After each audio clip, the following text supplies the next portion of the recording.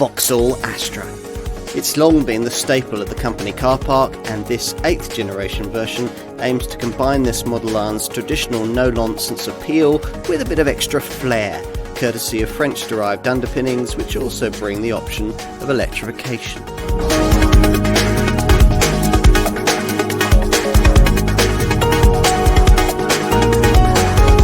Welcome to a very different kind of Vauxhall Astra. This, the 8th generation version, is the first that won't be built in the UK and the first that can be electric. Just as significantly, it's also the first that won't depend entirely on fleet sales. So it's just as well that, as you can see, this is the first model in the line with a truly arresting bit of showroom presence. And it's a pretty long line that goes all the way back to 1980 and the first generation model which replaced the old Vauxhall Viva.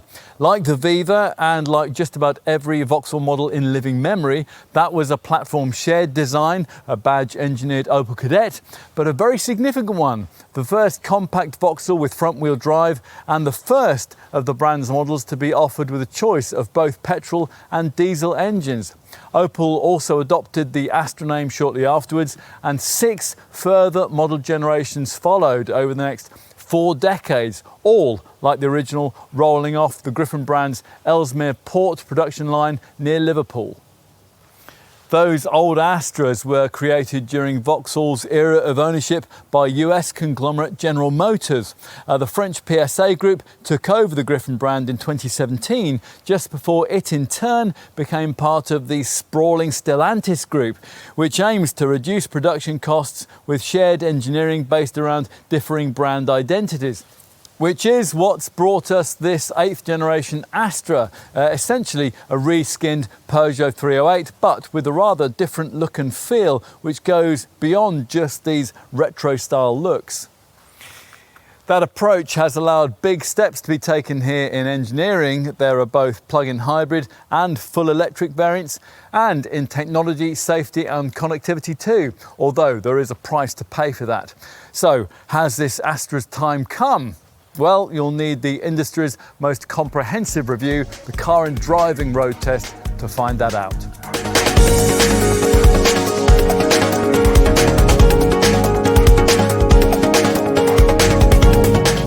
We had quite high expectations about how good this 8th generation Astra might be to drive. Its predecessor was severely underrated in this regard, although not by those who know. F1 driver coach Rob Wilson gave one to Aston Martin Grand Prix star Lance Stroll to hone his skills over years spent lapping the Bruntingthorpe Airfield test track out in Leicestershire. We drove the same circuit and we were really impressed with just how stable and responsive even ordinary versions of that old Mark 7 Astra could be. So, has the switch to a Stellantis Group EMP2 chassis helped or hindered this car? Certainly difficult to think of a model from that conglomerate using that platform with really dynamic handling, not even the much improved 3rd generation Peugeot 308, which under the skin shares almost everything with this car. If you happen to have driven that 308, as we did recently, it's refreshing to find that when you set off down the road in this Vauxhall, that the Astra feels significantly different. There's not the rewarding depth of handling prowess that you get in this class in a Ford Focus or in a Mazda 3, but we reckon that this Astra still qualifies as the best of the rest, if you like your driving. It mates the fluid gait that you get with its Peugeot cousin with a slightly sharper feel. That's partly down to a bit more steering feedback, and it's partly down to fractionally firmer damping, although this Vauxhall does rumble a bit over poorer surfaces as a result. It doesn't feel as troubled by them as the old model did though. That's partly because of the 14% improvement in torsional stiffness this time around. The updated V3 version of the EMP2 platform that this Griffon brand model uses doesn't bring any particular advantages to the Astra in performance or economy over the previous GM setup, but it does at least allow this model line to offer electrified options of both the plug-in hybrid and of the full EV sort. Most of the powertrains are of the conventional kind though. For its various brands, Stellantis still hasn't yet bothered with mild hybrid tech, the sort of thing that you'll find on a competing Ford or Mazda or VW Group model, although they do plan to introduce that quite shortly. For the time being though, all the conventional engine options are, well, conventional, which means that most Astras will be sold with the 3-cylinder 1.2 litre petrol turbo unit that we're trying here. There are 110 or 130 PS options, both of which can be had with a manual gearbox that in the UK you won't find on any version of the Peugeot 308. That's a reasonably slick shifting 6-speed transmission, and Vauxhall expects most Astra customers to want that. But here we're trying the 8-speed automatic, which is optional with the 130 PS version of the petrol power plant. This is one of those eco-minded autos which constantly hunts around for the highest possible ratio, and choosing it not only gets you steering wheel paddles but also selectable driving modes which alter shift timing, predictably badged eco, normal and sport. We've tried this car's thrummy little 3-cylinder 1.2 litre turbo engine now in all kinds of Vauxhall, Peugeot, Citroen and DS models, and it works well in the Astra. As usual with this unit, there's not a huge amount of pulling power from low down, but there's no hardship to rev it, providing you don't go very much over 5,000 RPM. 62 miles an hour from rest in the base 110 PS version occupies 10.5 seconds on the way to 124 miles an hour. Figures that the 130 PS variant improves to 9.7 seconds and 130 mph in both manual and auto forms. The other mainstream engine available, a minority interest 1.5 litre Turbo D diesel, which can only be had as an auto, offers the same top speed but has a 10.6 second sprint time. The petrol Astra has around 30% less pulling power than the diesel, but it still manages to feel more engaging because it carries around 80 kilos less weight and up to 344 kilos less than the other variant on offer, the plug-in hybrid. If you don't feel the need to weigh your Astra down with the weight of 3 baby Asian elephants, then we'd understand completely. In the PHEV version of this Vauxhall, you can certainly feel the difference that all that bulk makes when you're turning into tight corners at speed. But the attraction of being able to drive your Astra for an EA/ER rated distance of up to 42 miles without troubling fossil fuel is certainly strong, providing you can stomach the substantial price premium that this brand wants for the plug-in hybrid tech. As usual with Stellantis Group plug-in models, there's the curious combination of frugal electrification tinselled around a 1.6 litre petrol turbo engine that main user Peugeot years ago dropped from mainstream production because it just wasn't economic enough. Here it's embellished by a 110 horsepower electric motor powered by a 12.4 kilowatt hour battery, and depending on model choice, 2 system outputs are available. 180 PS or for quite a bit more, a 225 PS version, which Vauxhall's only offering in a pricey GSE performance level of spec, which comes with sharper steering, firmer damping and a lower ride height. Unless you happen to be seduced by the GSE version's sporty vibe, there's no real benefit in paying quite a lot more for the higher output version of that powertrain, because it has exactly the same torque output as the 180 PS model, and it only fractionally improves on that lesser variant's 7.7 second 0 to 62 miles an hour sprint time. PHEV Astra motoring comes with its own 3 distinct driving modes, but in reality you'll almost always only use one of them, a hybrid, which optimizes alternation of the electric and internal combustion power. The other 2 options are electric, which allows for 100% electric driving, but which will use up your EV range pretty quickly, and sport, which uses only engine power for maximum performance, but which will nullify the reason why you paid so much for this variant in the first place. Plug-in hybrids primarily exist because the industry hasn't yet found a way, an affordable way that is, to create full EV models which can offer the driving range of a conventional engine.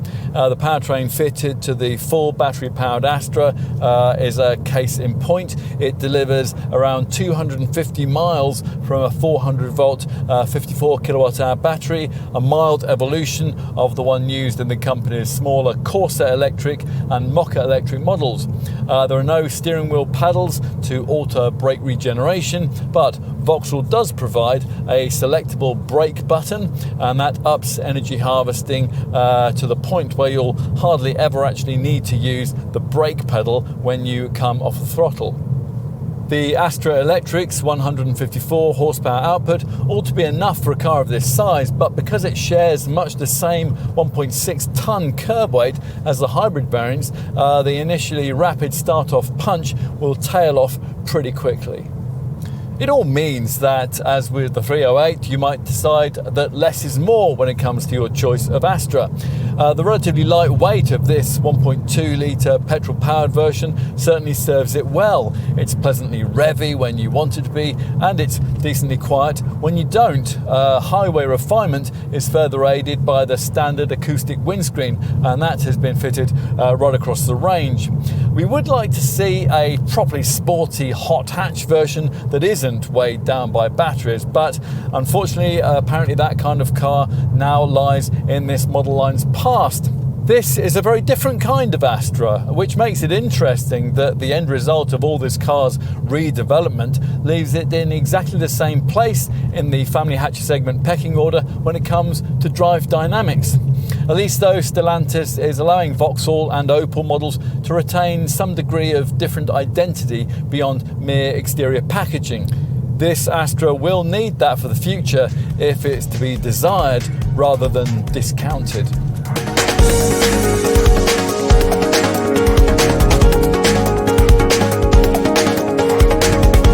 Did you ever think a Vauxhall Astra would look like this? The brand calls this a design statement, and it's certainly that, whether you choose this hatch or the alternative sports tourer estate.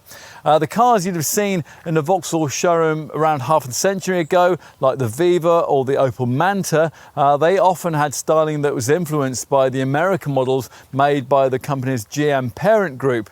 Never the Astra though. So it's really ironic that this first car in the model line not to be funded by GM is also the first to return to that theme. Now it's considered a retro look, which not everyone wants. For sure this car would fit perfectly in a narrow New York alley. Whether it works as well in a British village, that's another question. If you like it though, you'll really like it. This is an Astra dynamic as never before, with sheer taut surfaces detoxed of superfluous elements, and proudly sporting the brand's most notable current styling feature, the so-called Vauxhall visor, this narrow black grille plate that flows across into equally narrow ultra-slim LED headlamps. Integrated in is a further compass theme that's based around the way that this sharp central crease in the clamshell bonnet and the wing-shaped graphics of the daytime running lights all intersect with the central Griffin badge. As with most cars these days, it's the lower grille which actually takes care of the cooling functions. This wider appendage is flanked by triangular corner cutouts for the tiny fog lamps. It's a bit less distinctive from the side, where the tape measure reveals this Mark 8 model to be fractionally longer than its predecessor, while sitting 15mm lower. The profile view is marked by the pronounced forward rake of this C-pillar. The contrast between their narrow glass house and the big wheels is interesting. The 17 inches here get swapped out for even larger 18-inch rims on the plusher models, and if you avoid entry-level trim, you'll get a contrast-coloured roof, which, as you can see, gets rather lost with darker paint shades. A nod to more recent Astras is the tick-shaped lower blade line crease that flows up from the sills towards the rear. The Sports Tourer Estate version, unlike some family hatch-based station wagons, is actually usefully longer than the standard body shape, although not by as much as with the previous generation model. This time around, that longer variant increases this Astra's 4,374mm length by a further 268mm. The rear tries to emulate the pavement presence at the front with some success. The designers switched to using a state-of-the-art composite material from which to fashion the tailgate here, which allowed for the precise execution of styling details like these super thin LED rear lamps. They emphasize the body shell's 51mm of extra width. That compass theme reappears here again, its upper tip being this curious vertically aligned high mounted brake light, which is supposed to visually intersect between the tail lights and the central Griffin badge. These bumper corner slashes house the reflectors. There's a subtle roof spoiler, and just beyond that a shark fin GPS antenna which reflects the shape of that high level brake light.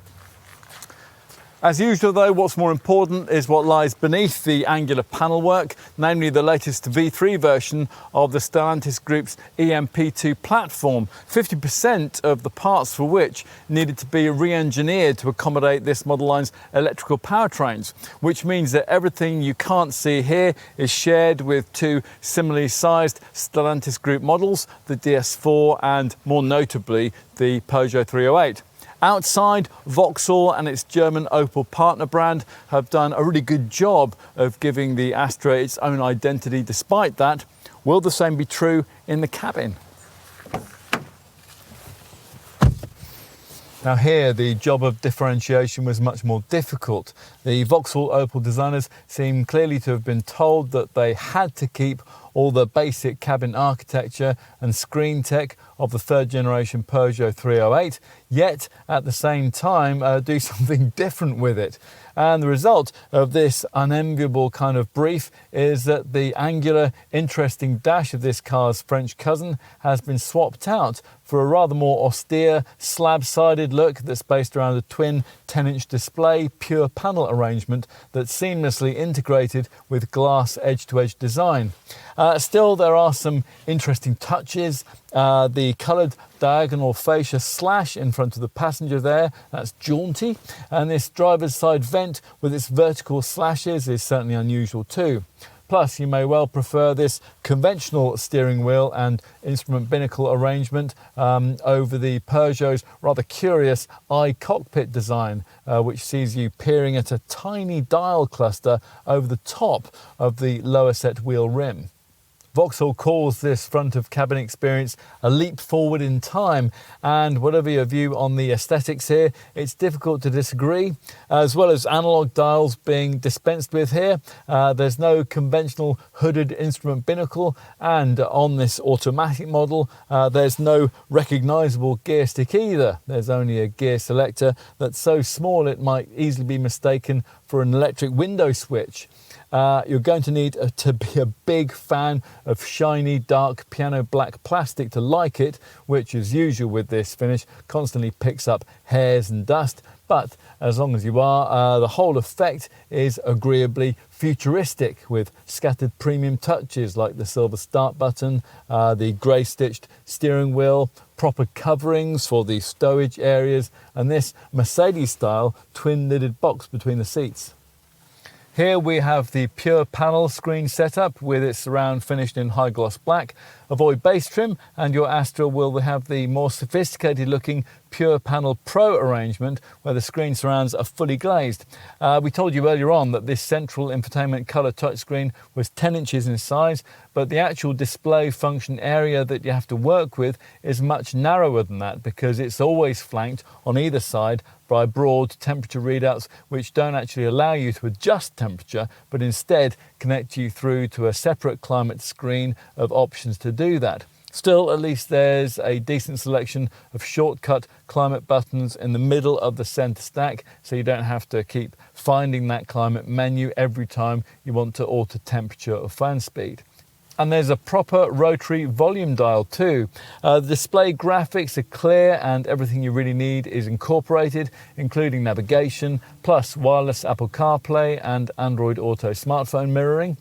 This infotainment package also features natural voice recognition, a DAB audio system with 6 or 8 speakers, and some useful drive assist tutorial videos too. The digital instrument cluster screen, as we said earlier, is also 10 inches in size, and it's far deeper than the letterbox shaped display you get on a 308, which allows it to be properly configurable, something that unusually happens by clicking on the end of the left-hand column stalk rather than on a steering wheel button. That makes it easy to do without taking your eyes off the road. There are drive assist, mapping, data and audio layout formats, some of which look slightly cluttered, none of which give you round gauges, and all of which are flanked by strange vertical meters for fuel and revs. Clicking on the end of the right-hand column stalk allows you to scroll through various centrally displayed trip computer readouts. Our favourite part of the front of cabin experience actually has nothing to do with screens and everything to do with seats. You sit 12mm lower down than you did in the previous generation model, which makes it all feel a bit sportier. And provided you avoid base trim, the driver's seat and with top trim, both front seats will be of the sports style ergonomic active kind, which means it gets electric tilt and electro-pneumatic lumbar support, and that the chair's posture has been designed for certification approval from the German Action Gesunder Rücken EV organisation. They campaign across Europe for aids to healthier backs. As a result, this really is one of the most comfortable purchases that you can have in the family hatch segment. It's the sort of thing that conceivably might really sell you this car. What else? Build quality. That seems strong. Astras are now screwed together not at Ellesmere Port near Liverpool, but at Rüsselsheim in Germany. But it is all a bit dark and sombre, and we do have some reservations regarding material quality. You don't get the feeling that this cabin is going to be particularly hard wearing. The rather cheap feeling rubber scrolling covers which are provided here over the cup holders and across the storage area at the bottom of the centre stack. On this test car, they're already discolouring, despite the absence of an instrument binnacle hood, which allows for the fitment of a head-up display on the top models. Upward reflections onto the windscreen have been avoided by incorporating a shutter-like upper layer on the pure panel screen layout. But the designers haven't been able to avoid these two screens attracting their own unwanted reflections. And when they power down as you get out of the car, Vauxhall has unfortunately decided that this car needs a little Korean brand-like sign-off jingle. As for storage, well, that's pretty well provided for. The glove box and the door pockets are deep, as is this bin at the base of the centre stack, which can accommodate a wireless phone charger and has twin USB-C ports and a 12-volt socket just above. Now, we mentioned the lidded cup holders and the twin-lidded box between the seats, also deep. You also get a phone cubby behind the handbrake switch, ticket clips in the sun visors, and there's a neat narrow cubby with a pop-out lid in the centre of the dash for your sunglasses. Front three-quarter vision can be slightly impeded at junctions by the way that these A-pillars slope, and your over-the-shoulder view is slightly obscured by the thick rear pillars, so you're going to need the standard all-round parking sensors. Right, time to take a look in the rear. There's been a bit of giving and taking here. This car is 54mm longer than its predecessor, with a 13mm increase in wheelbase length, but the roofline is 40mm lower, which will make it a bit more difficult for parents to reach in and strap down their offspring. The door opening isn't that big either.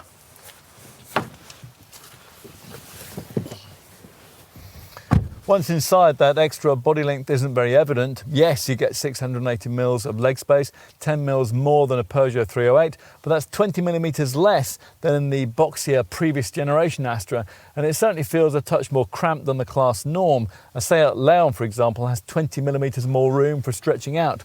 You notice the rear headroom reduction too, and the headrests are of the sort that dig uncomfortably into the top of the back until they're raised. That increase in body width does make it a fraction easier to take a third central passenger if the need arises, but as with most cars in this class, it's a bit of a squash. When there's only two of you, if you've avoided base trim, you'll have this armrest, which has the usual integrated cup holders and, in this case, also a pen tray. Providing you avoid a base spec variant, you'll get a smart vibe back here. This GS line model has red door card slashes and white upholstery stripes. And although overhead coat hooks have been forgotten, there's pretty much everything else you could need. Twin central vents, below which is a cubby and a USB-C port.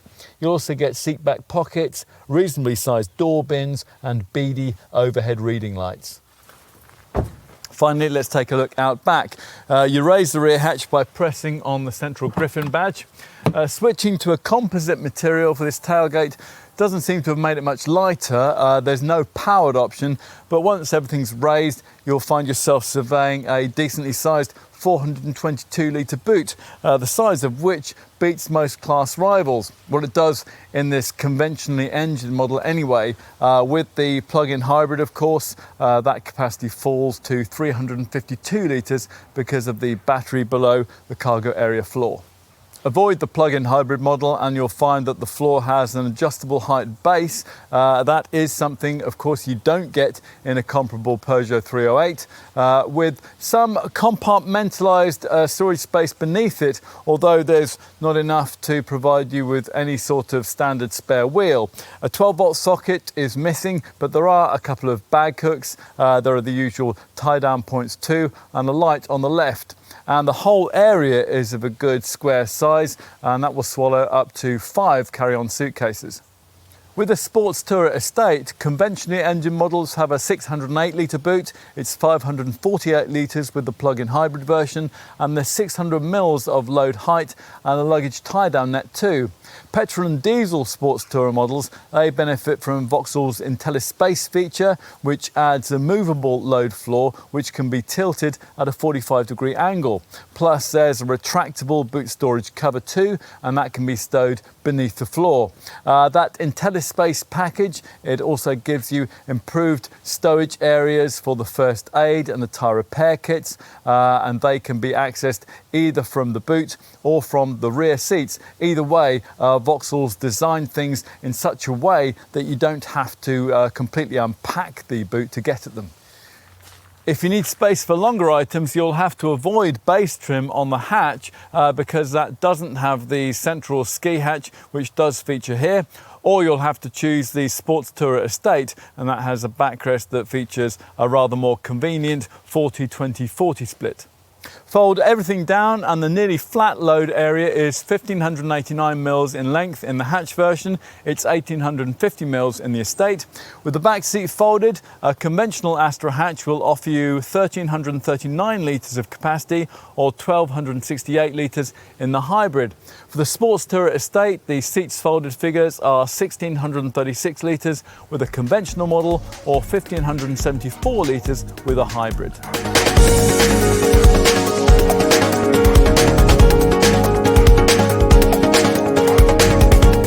The previous 7th generation Astra had the virtue of being priced significantly under the level of its direct competitors.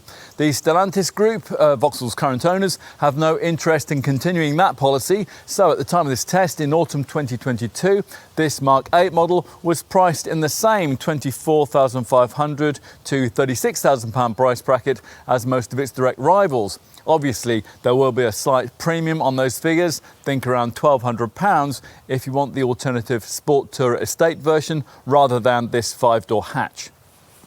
The trim and options packages this time around have been massively simplified. There are 84% fewer derivatives of this Mark 8 Astra than there were of the Mark 7 version, and that's despite Vauxhall offering 5 different power plants. 2 petrol, 1 diesel, a plug-in hybrid and 1 full electric. And 2 transmission choices too. It's all spread across 3 trim levels, with the mid-level GS line spec that we have here expected to account for around 65% of sales. That's despite a blacked out trimming vibe which might divide opinion. Your other options are cheaper design trim, which doesn't really show off the new look to much advantage, or the more expensive Ultimate spec, which costs a lot more and adds extras that you may feel you could live without. Beyond that, the priciest plug-in hybrid 225 model comes with top performance-orientated GSE trim. Unlike this car's close Peugeot 308 cousin, a manual gearbox is still on offer here, which is significant because Vauxhall thinks that nearly 80% of Astras will be ordered in that form, 60% of them with the mainstream 1.2 litre turbo petrol engine. Now with that unit in its base 110 PS form, you have to have a manual. Order the power plant in 130 PS guise and you'll be offered the £1,500 option of 8-speed automatic transmission. That's what we've got here. From the launch of this car, Vauxhall thought there was still a market for a diesel variant, although we do expect its life to be limited. The 130 PS 1.5 litre turbo D model in question can only be had in automatic form, and at the time of this test it was priced from around £28,500. If you can spend more, then various forms of electrification beckon, the starting point for which is the 180 PS plug-in hybrid powertrain. That comes in both body styles, but it only comes with the top 2 tiers of trim and it's priced from around £36,000. The same PHEV powertrain also comes in uprated 225 PS form, but only with pricey GSE performance trim and a price of well over £40,000. You're also going to be looking at approaching £40,000 for the EV version of this car, the Astra Electric. That uses a 54 kilowatt hour battery and that powers a front axle mounted 156 bhp motor. Our focus here though is on the mainstream combustion variants like this one, so let's move on to look at the value proposition that Vauxhall's pricing represents here. Now we mentioned earlier on that the Griffin brand hasn't been shy about pricing this car, but we still expected it to come in, well, slightly under the cost of its Peugeot 308 Stellantis Group close cousin. Actually, like for like, the Astra costs a fraction more than that car, although entry-level models do look cheaper because they come with the detuned 110 PS petrol engine and the manual gearbox that you can't have in the 308. The engines on offer here are also shared by another Stellantis Group mainstream brand model in this segment, and that's the quirky Citroen C4. That will save you around £2,000 because it runs on an older CMP platform. As with the 308 though, the price matching here has been against the segment's 2 class leaders, and that's why what you'll pay for this Astra is pretty much bang on what you'd also have to find for the equivalent versions of the Ford Focus and the Volkswagen Golf. Now, talking about the Golf, that VW's close cousins, the Seat Leon and the Skoda Octavia, well, they'd save you around £1,500 over a comparable Astra, and you could save £2,500 or more by opting for an equivalent Mazda 3 or Kia Ceed. A word on the plug-in hybrid Astra model, which for most people will be the more affordable 180 PS version. Now this looks pricey at just under £36,000 at the time of this test, but that figure's only fractionally above what you'd pay for that variant's 2 most obvious rivals. Those are the Volkswagen Golf E Hybrid and the Peugeot 308 Hybrid, which of course shares its drivetrain with this Vauxhall. Enough with the comparisons. Let's say you've decided that this Astra is what you really want. If so, then you're going to need to know about the standard spec. So let's take a look at that right now. As you'd hope for the money being asked here, even entry-level design spec does give you quite a lot. Specifically, you get 16-inch silver alloy wheels, full LED headlamps, LED front fog lamps, LED tail lights, auto headlamps and wipers, an acoustic windscreen, front and rear parking sensors, Thatcham Category 1 alarm, and a very complete level of camera safety kit, which we'll cover off in just a moment. Drive stuff, well, that includes adaptive cruise control with intelligent speed adaptation, and on the automatic models you'll get eco, normal and sport driving modes too. Inside, with the design spec Astra variant, there's electronic climate control, a 6-way adjustable driver's seat and a 10-inch digital instrument cluster. There's also an adjustable height flex boot floor, which on the Sport Tourer estate is embellished with luggage nets and a useful IntelliSpace. It's a package which allows you to tilt the load floor at a 45-degree angle and gives you improved stowage areas for the first aid and the tyre repair kits. Media connectivity is taken care of by the other 10-inch screen that makes up this cabin's pure panel package. This one is the central infotainment monitor, which incorporates the navigation system, which isn't fitted to an equivalent base spec Peugeot 308, as well as voice recognition, a 6-speaker DAB audio system, Bluetooth and wireless Apple CarPlay and Android Auto smartphone mirroring. You can also interact with your Astra when you're away from it, and that's thanks to the Vauxhall Connect app. Now, via this, you can see essential data like fuel consumption and fuel level. Plus, you can make servicing appointments, and you can also access a digital handbook. The next step up in the Astra range lies with the sportier looking GS line trim level we have here, and that'll have to be your starting point in the lineup if you want a hybrid model. It will probably be most people's starting point in the range anyway, because the menacing styling of this 8th generation model doesn't really work especially well with the Desire model's little 16-inch wheels. It really needs the contrast coloured roof, the sport style bumpers, the dark tinted rear windows and a dark finish for the Griffin badge and the Vauxhall visor front grille, all of which is standard from mid-level trim upwards. These blacked out larger 17-inch wheels here give the Astra a darker vibe at this level, although you may think they look a bit max power. The other reason you might want to stretch at least to mid-level for your Astra is that there's quite a step up in cabin quality ambience if you do so. The base model's pure panel screen layout is replaced by a more sophisticated looking Pure Panel Pro arrangement where the screen surrounds are fully glazed. Plus, at this level in the range, you get ambient lighting, alloy effect pedals, keyless entry, a heated steering wheel, a black headliner, a frameless rear view mirror, a rear ski hatch, dual zone electronic climate control and an IntelliVision 360-degree panoramic parking camera. More important than any of that though is the addition of a much more comfortable driver's seat of the sport style ergonomic active kind, and that means it gets electric tilt and electro-pneumatic lumbar support too, and that the chair's posture has been designed for certification approval from the German Action Gesunder Rücken organisation, and they campaign across Europe for aids to healthier backs.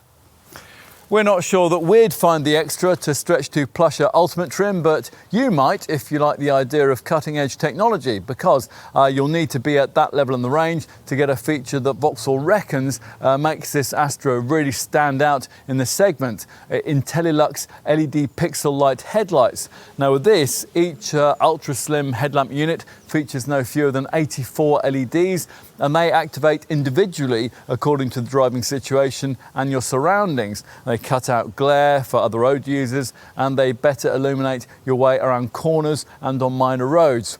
Further tech additions at this level include a head-up display and a wireless phone charger, plus the front passenger seat gains the sport-style ergonomic active design. You get an upgraded 8-speaker audio system, there's Alcantara upholstery and an IntelliAir air quality sensor. You get a panoramic sunroof, and the 18-inch wheels are of a smarter grey diamond cut design. That only leaves the top performance-orientated GSE trim level. The letters are short for Grand Sport Electric, Vauxhall's replacement for the old GSI performance brand.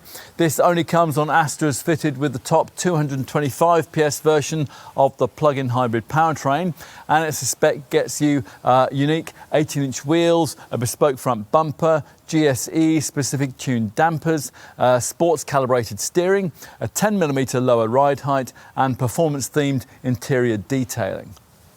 Onto options across the Astra range. Now, we talked earlier about the simplification that's gone on here, and the result of that is that there aren't too many of those. You can have a tow bar, you can have diamond cut alloy wheels and Napa leather upholstery with heated and cooled front seats. That's about it though, unless you count the upgraded 7 kilowatt onboard charger, which many will want for the plug-in hybrid models. Do bear in mind that you'll almost certainly have to pay your dealer extra for your choice of paint shade. The only standard colour here is Arctic White. There's a choice of a 2-coat metallic shade like the Vulcan Grey that we have here, or 3 2-coat premium metallic finishes. Onto safety equipment. As you'd expect, all variants get autonomous braking. It's Vauxhall's forward collision alert system, although it only works to alert you of errant vehicles and pedestrians. Unfortunately, unlike the more clever current systems, it's not smart enough to specifically pick out bicycles, motorcycles or animals. That's fair enough, perhaps, given this class of car, but it is a bit mean on Vauxhall's part to only make the system work above low speeds if you avoid entry-level trim. Penny pinching like that with luxury features is fair enough, but it shouldn't be permitted with key safety systems like automatic braking. We've no real issues otherwise in this area, given that this Astra does now feature most of the basic camera safety items you'd now expect from a family hatchback in this day and age. So lane departure warning with lane keeping assist is standardised across the lineup, as is traffic sign recognition, which can work with the car's speed limit recognition system to stop you from exceeding posted limits. There's also in-crash braking, which will brake the car after an impact so that you're less likely to go on and hit something else. You also get driver attention alert to warn you if drowsiness is detected, and a forward collision alert feature which will give you close obstacle detection, and that stops you hitting things at low speeds and also at higher ones if you avoid base trim. And unlike with a base spec Peugeot 308, even a base spec design trimmed Astra comes with high beam assist to automatically dip your headlights for you at night, and an SOS safety system too, which will alert the emergency services with your GPS location if the airbags go off. There are 8 airbags, by the way. Of course, across the range, all the usual other passive safety features come included. Twin Isofix child seat fittings for the rear bench, front seat safety headrests, hill start assist, ESP stability control and ABS with automatic hazard light activation for heavy braking. If you want more, you'll need the top Ultimate or GSE trim levels, which benefit from an upgraded IntelliDrive 1.0 front camera and radar system, which allows an improved level of detection. The forward collision alert system, for example, gains the ability to pick out cyclists. And 3 further features are also added to the car's repertoire. There's side blind spot alert, which uses ultrasonic rear bumper sensors to detect a vehicle in your blind spot. Lane positioning assist, which helps to position you in your lane or to follow a vehicle ahead, and rear cross traffic alert, which warns you of approaching vehicles when you're reversing out of a space. So-called e-horizon connectivity enables the system to adapt the car's speed in curves, make speed recommendations to the driver, and to perform semi-autonomous lane changes. There's also steering wheel hands-off detection to ensure that the driver remains engaged at all times. It's all very reassuring.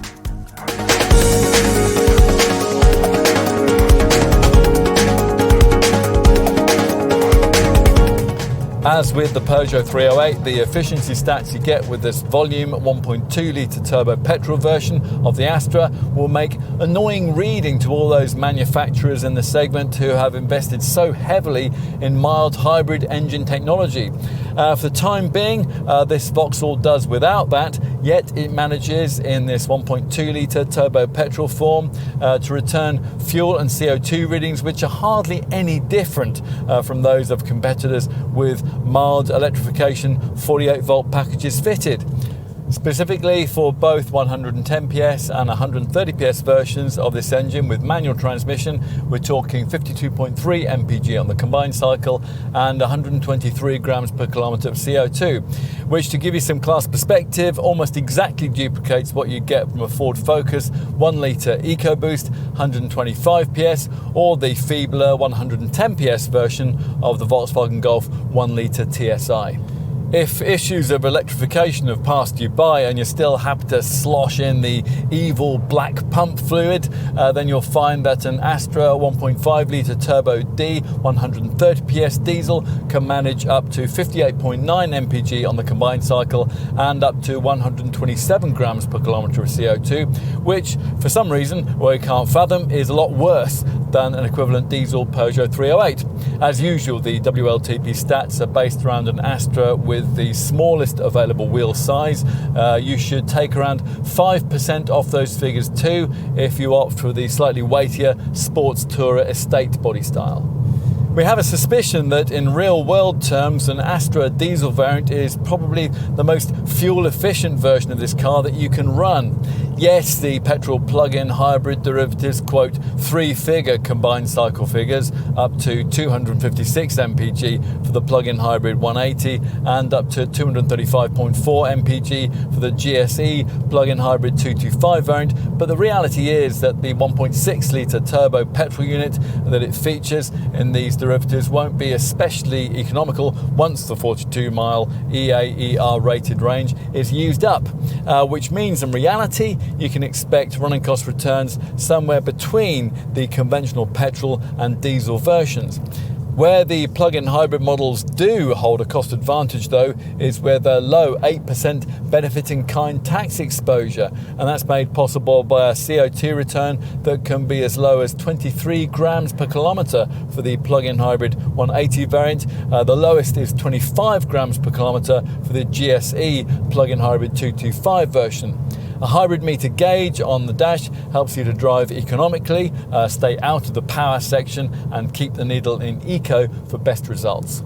From a household plug, both PHEV variants will be replenished in just over 7 hours. You'll find 3.7 kilowatt single phase charging supported as standard, and that means recharges will take 3 hours and 50 minutes. A 7.4 kilowatt onboard charger is available as an option, and with that fitted and your Astra plug-in hybrid plugged into a wall box, the battery will take 1 hour and 55 minutes to be topped up. The plug-in hybrid Astra variants offer a thermal preconditioning function too, via the Vauxhall Connect smartphone app or by using the vehicle's touchscreen. Owners can schedule a wake-up time for the battery, and that means that the cells can be at an optimal temperature for efficiency from the time that you start up. Plus, of course, the interior can also be pre-cooled or preheated too. Of course, you'll need to allow longer to charge if you choose the full EV version of this car, the Astra Electric. This has a 400 volt battery with 50 kilowatt hours of usable capacity, 54 kilowatt hours gross, and it should go around 250 miles between charges. Those charging times hadn't been confirmed at the time of this test, but we wouldn't expect them to be really very much different from those of the brand's smaller Corsa Electric. That uses an older generation version of the same battery. That would mean a full charge from empty takes 7.5 hours. And with a public 50 kilowatt rapid charger, the replenishment time to charge from 15 to 80% is 45 minutes. If you're fortunate enough to find a 100 kilowatt rapid charger for your Astra Electric, then it would fall to around 30 minutes. With that full EV model, you'll be given a certificate of battery capacity after each service. That variant's 54 kilowatt hour battery comes with an 8-year, 100,000 mile warranty for 70% of its capacity. Across the Astra range, you'll need to know about warranties. In a class where Hyundai and Toyota offer standard 5-year warranties and Kia offers 7 years, Vauxhall, like most of its rivals, persists with the usual 3-year and 60,000 mile package. Now it can be extended though up to 5 years and 100,000 miles at extra cost. A year's free breakdown cover is also provided, along with a 6-year anti-corrosion guarantee. Finally, insurance groups. With the 1.2 litre turbo petrol model, these start at 16p for the base 110 PS version. This 130 PS version of that engine rates between 17p and 21p, depending on trim. The Turbo D diesel rates at between 19p and 21p. The plug-in hybrid 180 rates at between 26p and 28p. Servicing plans are available, and you'll need a garage visit every year or every 12,000 miles, whichever comes around first. To finish with, let's look at residual values. An Astra hatch with typical GS line spec and the turbo 130 petrol engine will retain 50% after the usual 3-year, 30,000 mile ownership period. Now, quite impressively, that's close to the level of an equivalent Volkswagen Golf, and it's about 5% better than an equivalent Seat Leon. So the Astra has come a long way.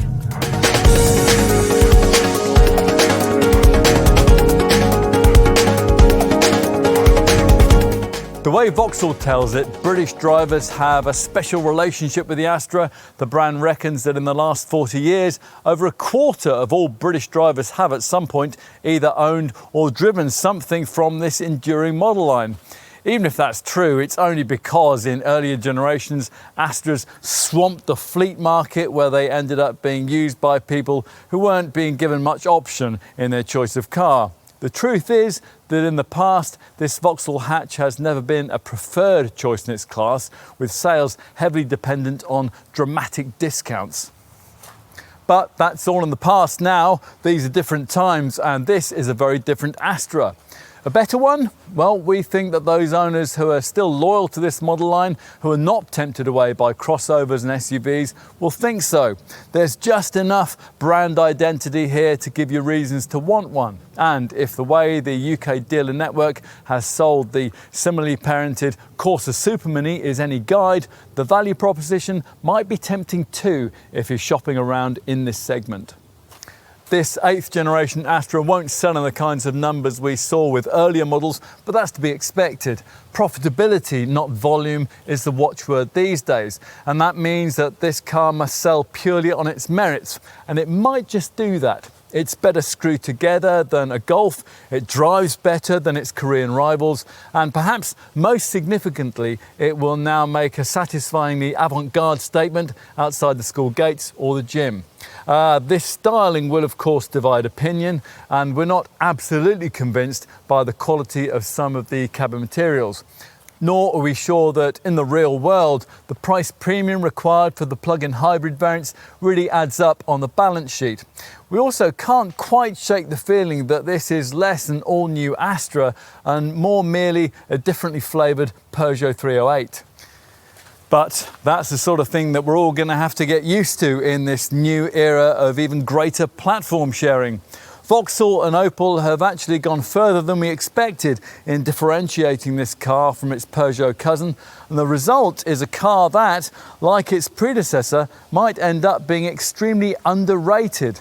It certainly delivers quite a few reasons to add an Astra to your family hatch shopping list once more, and maybe even to put an asterisk next to it.